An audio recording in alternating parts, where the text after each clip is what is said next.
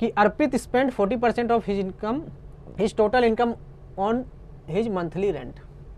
अर्पित जो है अपने इनकम का 40% जो है वो रेंट पे खर्च करता है, ठीक है। 10% of the remaining on the food, और बाकी जो बचा हुआ अमाउंट है, ठीक है, उसके मतलब रेंट में खर्च करने के बाद जो अमाउंट बचा उसका 10% फूड पे खर्च करता है, and x plus 10% of the remaining on EMI, और फिर जो बचा अमाउंट है उसका जो x प्लस 10% है वो EMI में खर्च करता है।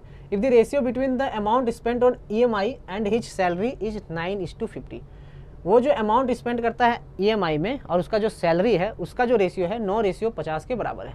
Find the value of x, तो x का वैल्यू निकालना है, ठीक है। तो ये भी सवाल देखिए आपको लग रहा था x आ गया, ये आ गया, कुछ नहीं है। इसको भी अगर आप देखोगे तो आराम से ये बनेगा, है ना, आराम से बनेगा। चलिए ठीक है, करते हैं। तो मानिक मेरा कहने का मतलब ये है कि आप थोड़े से इस टाइप के क्वेश्चन को प्रैक्टिस में रखिए, क्योंकि अगर इस टाइप के क्वेश्चन लॉजिकल कुछ क्वेश्चन आते हैं तो आप आराम से कर लोगे। तो हम लोगों ने सक्सेसिव परसेंटेज चेंज पढ़ा था कि अगर 1% होता है उसमें कुछ हम लोग चेंज करते हैं, फिर जो रिजल्ट आता है उसमें चेंज करते हैं, फिर जो रिजल्ट आता है उसमें चेंज करते हैं ना, सक्सेसिव। तो यहाँ पे भी वही रिमेनिंग, तो यहाँ भी वही लगेगा। यानी पहले मान लीजिए 40% उसने रेंट में खर्च किया, तो 40% का फ्रैक्शन वैल्यू क्या होता है? 40% का फ्रैक्शन वैल्यू होता है आपका 2/5, ठीक है, 2/5। ये चीज़ तो आपको याद हो गया होगा, ये सब चीज़ याद हो गया होगा ना। तो पहले इनकम था 5, उसने 2 खर्च कर दिए, 2 रेंट पे खर्च कर दिए, बचाया कितना? बचाया 3। क्या करते थे हम लोग? इनिशियल रेशियो यहाँ पे क्या करते हैं, इनिशियल वैल्यू और जो लेफ्ट वाला वैल्यू था हम लोग यूज करते थे ना सक्सेसिव वाले में। अब 10% of the remaining on food, पहले था मान लीजिए 10, उसने 10% क्या होता है? 1/10, फ्रैक्शन वैल्यू 1/10। तो पहले था 10 में से उसने 1 खर्च कर दिया, बचाया कितना? 9। ठीक है, यहाँ पे अब हो गया देखिए 50:27, मतलब फूड में खर्च करने के बाद उसके पास 27 यूनिट बचा। ठीक है, क्लियर है। रेंट में खर्च करने के बाद, फिर फूड में खर्च करने के बाद उसके पास 27 यूनिट जो है अभी बचा हुआ है, ठीक है। टोटल इनकम ये 50 है, मान लीजिए टोटल इनकम 50 है, ठीक है, ये है टोटल इनकम।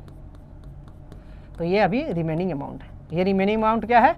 जब उसने रेंट में खर्च किया और फूड में खर्च किया उसके बाद है। क्लियर है? यहाँ तक सबको क्लियर है?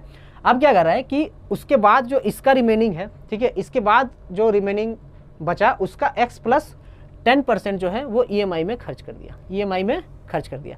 तो अब बोला amount spent on EMI and his salary, ठीक है, amount spent on EMI and his salary 9:50 है, ठीक है।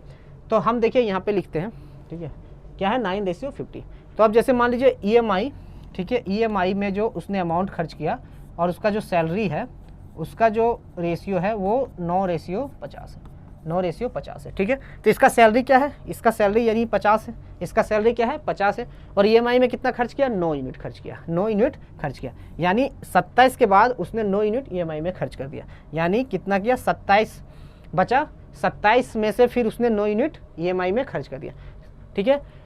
रेंट में खर्च करने के बाद ठीक है, रेंट में खर्च करने के बाद, ठीक है, और फूड में खर्च करने के बाद, रेंट में खर्च करने के बाद और फूड में खर्च करने के बाद उसके पास बचा 27 यूनिट, ठीक है, 27 यूनिट उसके पास बचा, ठीक है। अब इस 27 यूनिट में उसने 9 यूनिट जो है वो EMI में खर्च कर दिया, ठीक है। तो 27 यूनिट में 9 यूनिट EMI में खर्च कर दिया, तो कितना परसेंट EMI में खर्च किया?